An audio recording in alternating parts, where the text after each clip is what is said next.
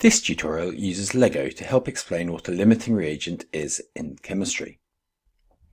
What is the maximum number of vehicles which consist of one plate block and two wheel blocks which can be produced from one plate block and 10 wheel blocks? The equation states for every vehicle, one plate block and two wheel blocks are required. If we want to make one vehicle, we would require one plate block and two wheel blocks. If we wanted to make two vehicles, we would require two plate blocks and four wheel blocks. We have one plate block and 10 wheel blocks. How many vehicles could we make, and what would be left over? We can use one base plate and two wheel blocks to make a vehicle, and we'll have 8 wheel blocks left over. Every vehicle requires one base plate and two wheel blocks. If we start with one plate block and 10 wheel blocks, and then we use one plate block and two wheel blocks to make a vehicle, we will have no more plate blocks to make vehicles, and 8 wheel blocks unused. So we can only produce one vehicle from one plate block and 10 wheel blocks. The starting material, reactant, which is in excess, is the wheel blocks, because there will still be 8 left over at the end of the process, reaction. The limiting starting material, reagent is just another way of saying reactant, is the base plates because they limit the amount of product, vehicles, which can be produced.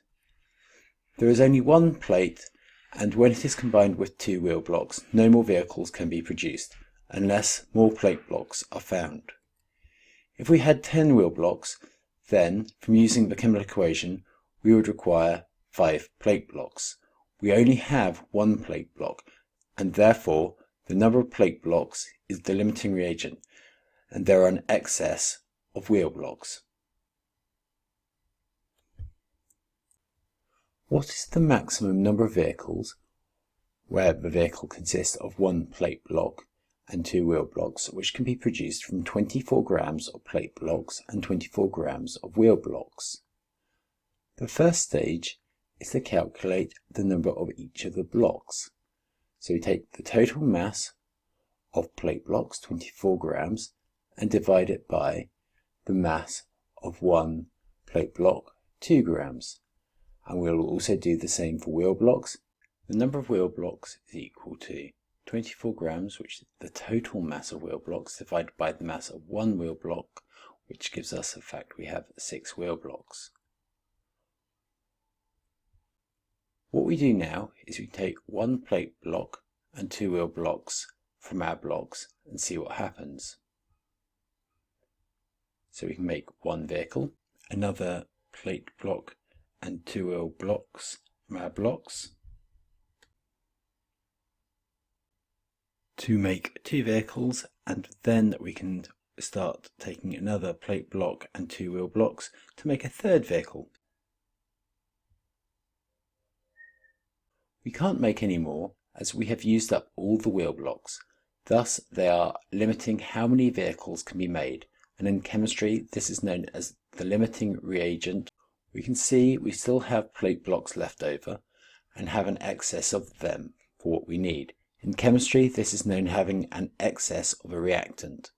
The number of vehicles formed will be related to the number of blocks of the limiting reagent. Thus we will form 3 vehicles. I'll recover this on the next page, but looking at wheel blocks and plate blocks in turn. Can we use all the wheel blocks up? That is, the 6 wheel blocks we've calculated we've got. If we had 6 wheel blocks, and let's assume we have unlimited plate blocks, and wanted to make as many vehicles as possible, it would require 3 plate blocks. How do I know this? I took the equation at the top of the page and multiplied it by 3.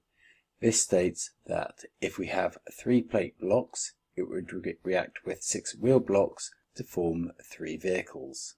We have more than 3 plate blocks, and as we have 12 plate blocks, this reaction could occur.